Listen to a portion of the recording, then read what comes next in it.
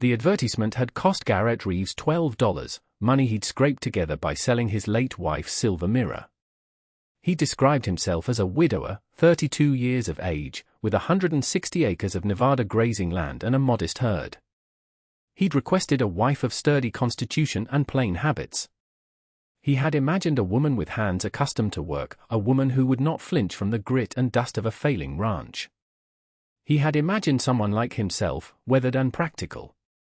He had not, under any circumstance, imagined the woman who stepped down from the stagecoach into the shimmering heat of Redemption Gulch. Her name, according to the letter from the San Francisco broker, was Mai.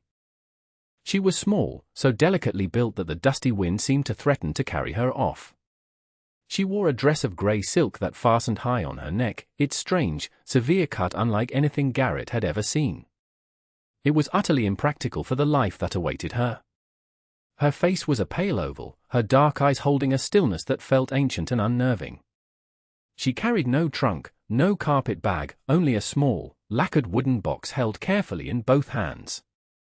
The entire town seemed to stop and stare. Men paused with barrels on their shoulders, women shaded their eyes from behind mercantile windows. Garrett felt a hot flush of embarrassment and a deeper, colder plummet of despair. He had sent for a draft horse and been delivered a songbird. He stepped forward, removing his hat. "Miss Mai."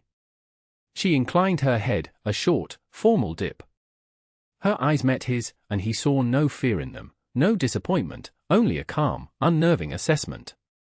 It was as if she were the one inspecting livestock, and he was the one found wanting. "I am Garrett Reeves," he said, his voice rougher than he intended. "Welcome to Redemption Gulch." She said nothing, merely followed him to the buckboard wagon. He loaded her small box onto the seat between them as if it were made of spun glass. The ride out to the ranch was a trial of silence. Garrett pointed out landmarks, his words feeling foolish and loud in the vast quiet. "That's Sterling's North Pasture. Runs all the way to the mountains." She just nodded, her gaze fixed on the horizon. He could feel the judgment of the townspeople following them like a physical weight. They would be laughing. Poor, desperate Reeves, sold a pig in a poke. He'd bought himself a porcelain doll to watch his ranch die. The thought soured in his gut. This was not a partnership. This was a burden, another mouth to feed, another soul to watch wither under the unforgiving Nevada sun. He had gambled his last $12 on a hope, and it seemed he had lost. The ranch was worse up close. The dust wasn't just a coating, it was the very substance of the place, churned into a fine powder that coated the sagging porch rails, the dry water trough, the very air they breathed. In the near pasture, a handful of cattle stood with their heads hung low, their hides stretched tight over bony ribs. A low, wet cough echoed from the quarantine pen near the barn, a sound that had become the rhythm of Garrett's sleepless nights. He pulled the wagon to a halt and watched Mai's face, waiting for the shock, the dismay, the inevitable tears. But her expression remained unchanged. She slid gracefully from the buckboard, her gray silk dress a stark, clean line against the brown decay of his life. She surveyed the scene, her gaze sweeping from the listless cattle to the parched earth, to the small, clapboard cabin that was to be her home. Garrett's own shame was a physical thing, a hot stone in his chest. He had lied in his advertisement, not with his words, but with what he had left unsaid. He had not mentioned the sickness, the creeping death that had taken a dozen head in as many weeks, the feeling of being trapped in a slow, grinding failure. He led her inside. The cabin was 2 rooms, scrubbed clean but sparse. He gestured to the smaller room. "This will be yours." She placed her lacquered box on the simple cot, her movements deliberate and precise. She turned to face him, her hands clasped before her. For the first time, she spoke, and her voice was softer than he expected, her English careful, each word chosen like a stepping stone across a river. "The cattle," she said. It was not a question. "They are sick." The simple statement hit him harder than an accusation. "Yes." "For how long has this been?" "A month." "Maybe a little more," he admitted, his gaze dropping to the floorboards. "Started after the last big rain. The vet from Carson City called it lung fever." Said it was in the air. His remedies did nothing. He didn't add that the vet had charged him $5 for the useless advice. Mai was silent for a long moment, her dark eyes looking past him, out the window toward the sick animals. "May I see them?" she asked. "The ones in the separate pen." Garrett hesitated. It was a grim sight, not one for a woman just arrived after a week of travel. "There's no need." "I must," she insisted, her quiet voice holding a note of steel that surprised him. Reluctantly, he led her back outside, the late afternoon sun casting long, skeletal shadows across the yard. The 2 cows in the quarantine pen were the worst. Their breathing was a ragged, bubbling sound, and they were too weak to stand. They lay in the dust, their eyes clouded with a milky film. Garrett felt the familiar twist of helplessness. He had raised their mothers, had pulled them into the world with his own hands. Now all he could do was watch them die. He expected Mai to recoil, to cover her face. Instead, she unlatched the gate and stepped inside the pen, moving with a fluid grace that seemed entirely out of place. She knelt beside the nearest animal, her silk dress brushing the foul dirt. She did not seem to notice. With a strange, gentle confidence, she placed a hand on the cow's neck, her fingers tracing the line of its jaw. She lifted its eyelid, peering intently, then gently opened its mouth to examine its gums. Garrett watched, baffled. This was not morbid curiosity. This was an inspection, methodical and focused. She ran her hands over the animal's coat, feeling the heat of its fevered skin. Then she rose and walked the perimeter of the pen, her gaze fixed on the ground. She crumbled the dry soil between her fingers, sniffed the sparse, yellowed blades of grass. She dipped a finger into the scummy water of the trough and brought it to her nose. Finally, she turned back to him. "Bring me 2 jars of water, please," she said. "One from your well, and one from the creek where they drink." Confused but compelled by her certainty, he did as she asked. He returned with the jars, and she held them up to the fading light, studying the contents. She swirled the creek water, watching the sediment settle. A frown creased her smooth brow. Without another word, she went back to the cabin. Garrett followed, a knot of confusion and a tiny, unfamiliar spark of something else tightening in his chest. He watched as she placed the lacquered box on the small table and opened it. The contents made no sense. It was not filled with keepsakes or jewelry. Instead, nestled in padded silk compartments, were dozens of small, sealed clay pots filled with dried leaves, powders, and roots, their faint, earthy scents filling the small room. Alongside them lay a roll of dark cloth, which she carefully unwound to reveal a set of slender, gleaming silver needles of varying lengths. Garrett stared, his mind struggling to comprehend what he was seeing. This was not the luggage of a farmer's wife. It was the toolkit of a profession he could not even name. The next morning brought a visitor. Alistair Sterling rode into the yard on a magnificent black gelding, his saddle trimmed with silver. Sterling owned the largest ranch in the valley, a sprawling empire built on shrewd deals and an unbending will. He had been pressuring Garrett to sell for months, his offers always polite, always too low, and always timed to coincide with some new misfortune. His smile was wide and friendly, but it never reached his cold, calculating eyes. He saw Mai standing on the porch and his smile widened further, becoming a mask of condescending charm. "Reeves," he boomed, swinging down from his horse. "I see your mail-order bride has arrived. A delicate little thing, isn't she?" He tipped his hat to Mai, but his gaze was dismissive, cataloguing her as another of Garrett's liabilities. "Sterling," Garrett said, his voice tight. "I came to offer my condolences," Sterling continued, his eye sweeping over the sickly cattle with feigned sympathy. "Heard you lost another 2 head last week. It's a bad business, this lung fever.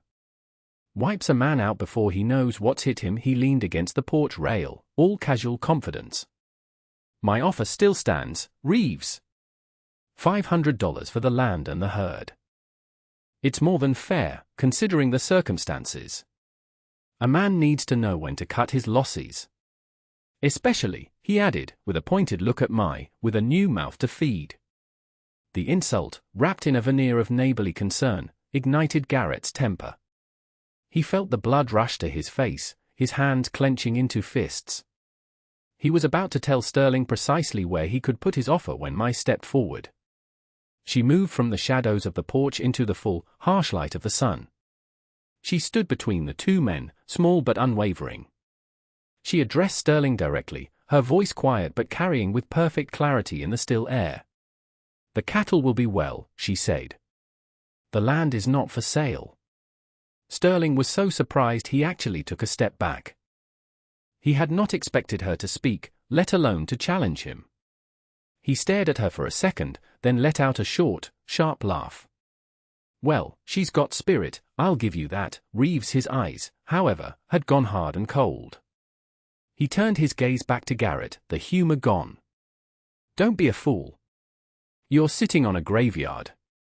Take the money before you have nothing left but dust and bones." He mounted his horse, gave Mai one last, contemptuous look, and rode away, leaving a cloud of dust and unspoken threats hanging in the air. Garrett's one remaining ranch hand, a wiry old man named Ben, had been watching from the barn. He spat a stream of tobacco juice into the dirt.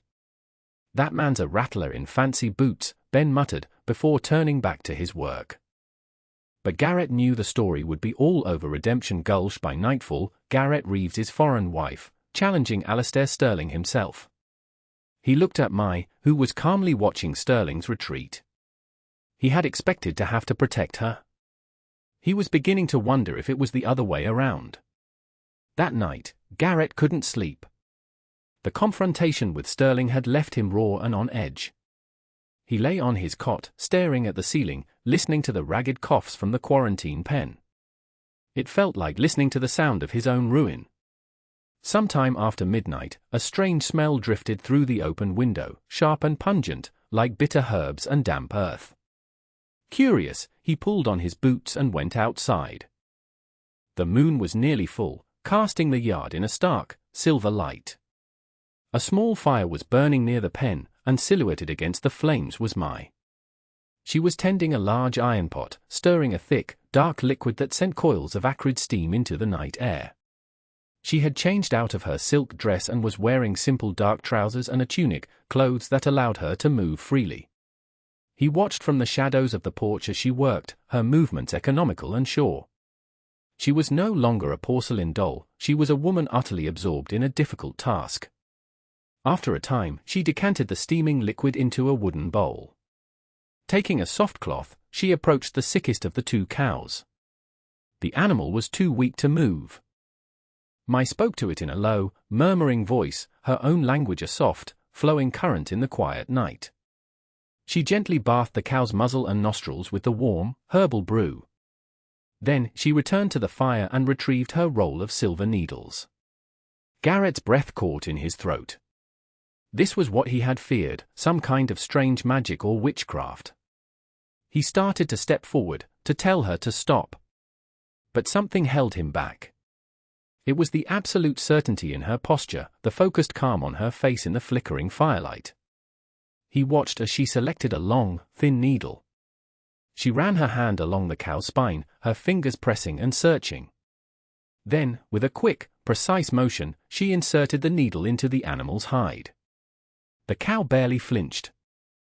She placed another, and then another, a dozen needles gleaming like thorns of moonlight along the creature's back. She did the same to the second animal. Then she sat back on her heels, watching, waiting. For a long time, nothing happened. Garrett felt a wave of disappointment. It was foolishness, just as he thought. He was about to turn and go back inside when the first cow, the one that had not stood in 3 days, let out a low, guttural groan. It was a sound different from the sick coughing, a sound of effort. It shifted its weight, its legs trembling. With a great, shuddering effort, it pushed itself up onto its forelegs, then struggled to its hindquarters.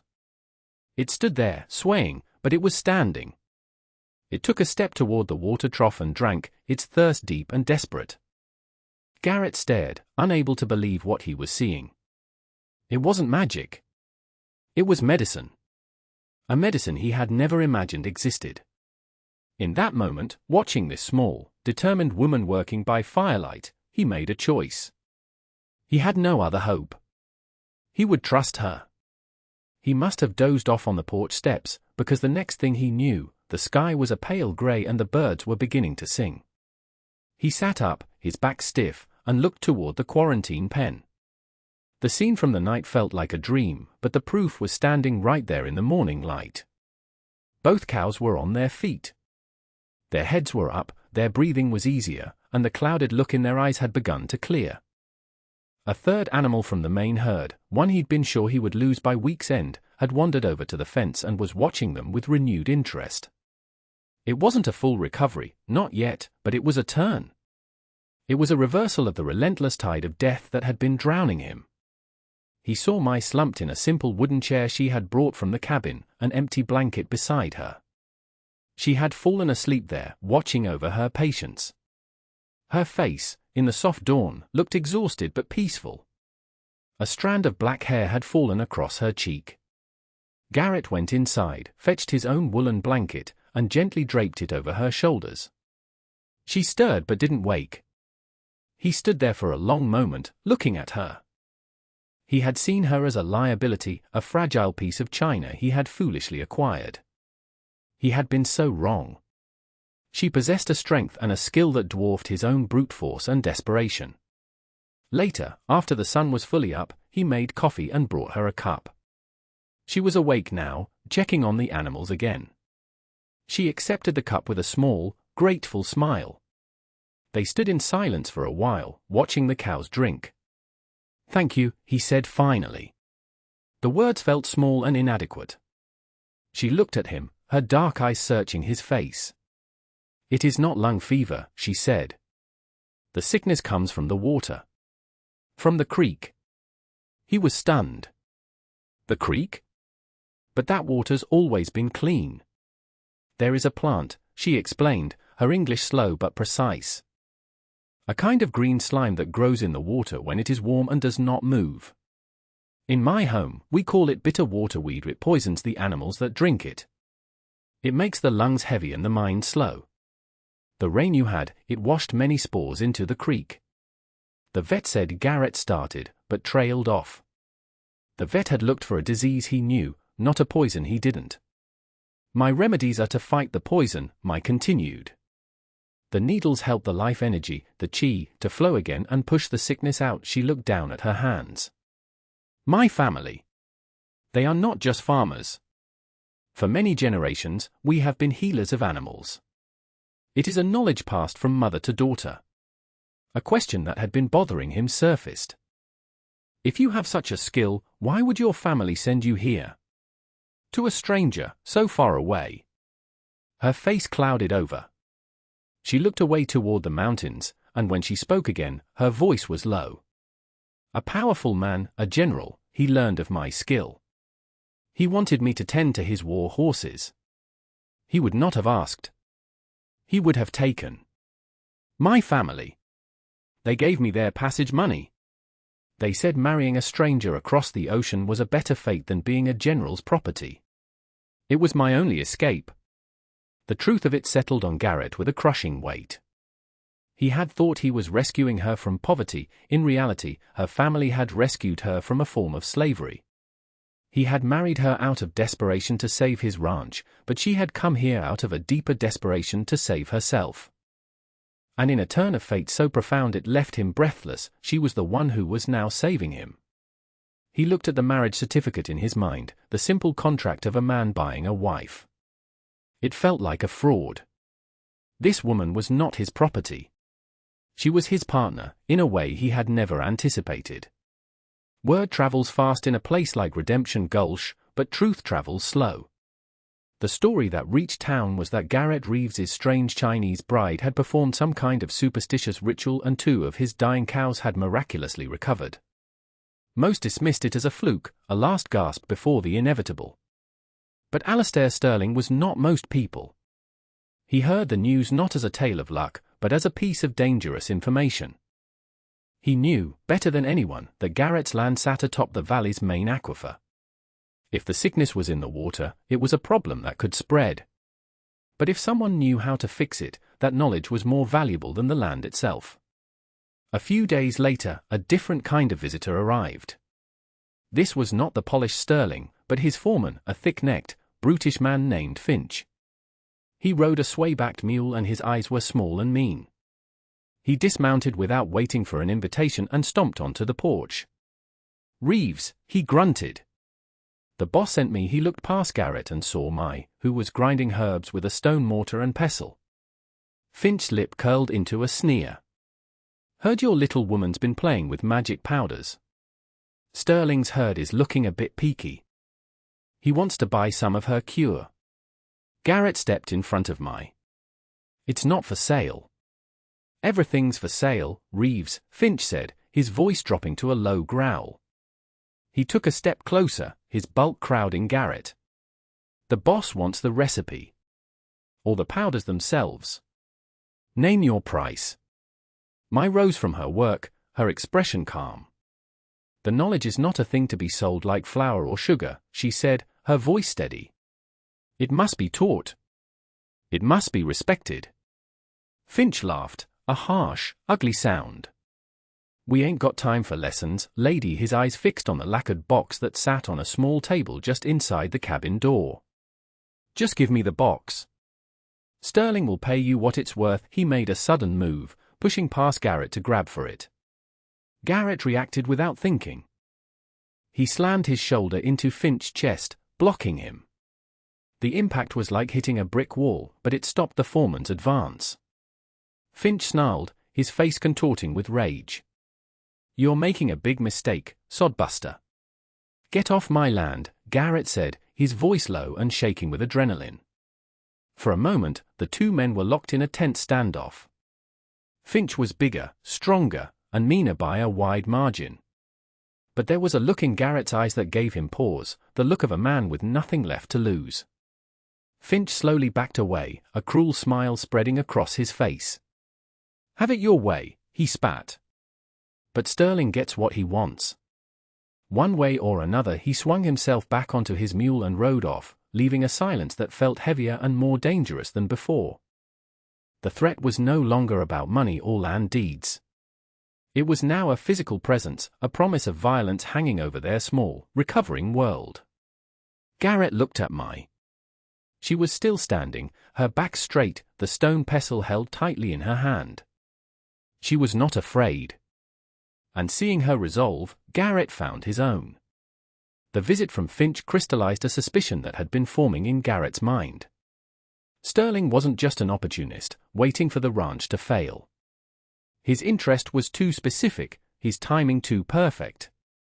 And Finch's attempt to seize Mai's herbs wasn't just greed, it was desperation. Sterling's own herd was sick. He knew the cause was the water, and he had been counting on it to ruin Garrett. Mai's unexpected success had ruined his plan. He knew, Garrett said aloud, pacing the length of the cabin. Sterling had to have known about the bitter water weed. He was letting my herd die to drive the price of my land down to nothing. Mai nodded, her expression serious. "He does not seem like a man who leaves things to chance. He may have done more than just wait." Her words sent a chill down Garrett's spine. The next morning, they rode out together, following the creek upstream to where it flowed out of the low hills that marked the northern edge of his property. The land here was rocky and overgrown with sagebrush. It took them nearly an hour to reach the source, a wide, slow-moving pool fed by a natural spring. The sight that greeted them confirmed Mai's theory. The surface of the pool was covered in a thick, iridescent green scum, the very algae she had described. It thrived in the stagnant, sun-baked water. But as they drew closer, they saw something else. A smaller, faster-flowing channel of fresh water from the spring had been recently blocked. A crude dam of rocks and mud had been erected, diverting the clean flow away from the creek and forcing the main pool to become even more stagnant, concentrating the poison. It wasn't an act of nature. It was sabotage. And the footprints in the mud around the dam were fresh. He wanted to make sure, Garrett said, his voice tight with a cold fury. He deliberately poisoned my water supply. "Reeves! I figured I'd find you up here admiring the view." The voice came from the ridge above them. Alastair Sterling sat on his black gelding, Finch beside him on his mule. They had been watching. Sterling's friendly mask was gone completely, replaced by a look of smug ownership. "This valley has no room for squatters, Reeves," Sterling said, his voice carrying easily in the still air. "Or their foreign superstitions." He dismounted, walking casually down the slope toward them. "I was going to let nature take its course, but you and your little witch just couldn't let it be. Now, I'm afraid I have to be more direct." He nodded to Finch. "Handle it." Finch grinned, a predator's smile, and started toward Garrett, flexing his thick, meaty hands. Garrett instinctively pushed behind him, his heart pounding against his ribs. He was no match for Finch in a fair fight, and this was not going to be fair. He braced himself for the attack, his mind racing. There was nowhere to run. Finch lunged, his big hands reaching for Garrett's throat. But before he could connect, Mai moved. She was not a warrior, but she was a healer, and a healer understands the body, its strengths and its weaknesses. She did not scream or try to run. She stepped out from behind Garrett, her movement swift and precise. In her hand, she held two of the longest, thinnest needles from her kit. She did not address the men. She spoke to Sterling's horse. Her voice was a low, calming murmur, a sound that cut through the tension of the moment. The gelding, already on edge from the scent of the stagnant water and the rising anger of the men, swiveled its ears toward her. Its eyes, wide and white-rimmed, fixed on her. As Finch's body collided with Garrett, knocking him off balance, Mai took one quick step toward Sterling's horse. It was a movement of breathtaking speed and accuracy. She didn't strike the animal to harm it. She pricked it, just once, with the tip of a needle in a highly sensitive cluster of nerves on its flank. The reaction was instantaneous and explosive. The horse let out a terrified, high-pitched scream and reared straight up, its powerful front legs flailing at the air. Sterling, caught completely by surprise, was thrown from the saddle. He landed hard with a sickening crack that echoed in the small canyon. Finch, his attention momentarily diverted by his employer's fall, turned his head. That split second was all Garrett needed. He drove his shoulder hard into the bigger man's midsection. It wasn't a punch, it was a desperate, leveraging tackle. Finch grunted, the air driven from his lungs, and stumbled backward. Garrett pressed his advantage, driving him to the ground. The fight was short, brutal, and fueled by a righteous fury Garrett hadn't known he possessed. He was not the stronger man, but he was the more determined. When it was over, Finch lay gasping in the dirt, his nose broken. Garrett got to his feet, breathing heavily. Sterling was trying to sit up, his face pale and twisted in agony. His left leg was bent at an unnatural angle. The power dynamic had not just shifted, it had shattered. Garrett walked over and stood above him. "I imagine the U.S. Marshal in Carson City," Garrett said, his voice steady despite the adrenaline coursing through him, "will be very interested to hear about a respected citizen like yourself damming up waterways, poisoning livestock, and attempting to have a man murdered." Sterling looked from Garrett's cold eyes to Mai, who stood calmly, her needles now hidden. The fear in his face was real. He was beaten. 6 months later, the first snows of winter blanketed the valley in a pristine layer of white. The silence was deep and peaceful. Alastair Sterling was gone. Faced with federal charges for tampering with a waterway and assault, he had sold his vast holdings to an eastern syndicate for a fraction of their worth and disappeared from the territory. Finch was serving a 2-year sentence for his part in the affair. The fear that had hung over Garrett's ranch for so long had vanished with them. The Reeves ranch was transformed. The herd was healthy, fat, and growing. Garrett, using Mai's guidance, had dug a new, deeper well and created a system of troughs to keep the drinking water clean and safe. The other ranchers in the valley, who had once pitied or mocked him, now came to him for advice. He shared what he had learned freely, always giving the credit to his wife. They started calling her the Cow Whisperer, a name that made her smile. The small cabin was no longer just a shelter, it was a home. It was warm, filled with the scent of roasting meat, pine smoke from the hearth, and the delicate aroma of the tea Mai brewed each evening. On a cold afternoon, with snow swirling outside the window, Mai was teaching Garrett how to write. She drew a character in the condensation on the window pane. "This one," she said softly, "is shui. It means water." She drew another beside it. "And this is sheng. It means life." Garrett studied the strange, beautiful symbols. His own hand, calloused and thick, felt clumsy as he tried to trace them with his finger. He looked at his wife, at the quiet intelligence in her dark eyes, the gentle curve of her mouth. He no longer saw a fragile doll or a mysterious foreigner. He saw his partner, the woman who had looked at his dying land and seen the life hidden within it. She had seen the life in him, too, buried under layers of grief and failure. He reached across the small table and took her hand. Her fingers were slender, but her grip was firm. The contract that had brought them together had been one of survival, a desperate bargain made by two people on opposite sides of the world. But what had grown between them in the dust and hardship was something else entirely, something as real and life-giving as the clean water now flowing through his land. The ranch had been saved, it was true. But so had they. And that brings us to the end of this one. If you stayed with me all the way through, thank you. Stories like this one only get told because folks like you sit down and listen. If you liked what you heard, go ahead and hit that like button. And if you want more stories from the old frontier, subscribe so you don't miss the next one. Until then, take care of yourself, and thanks again for being here.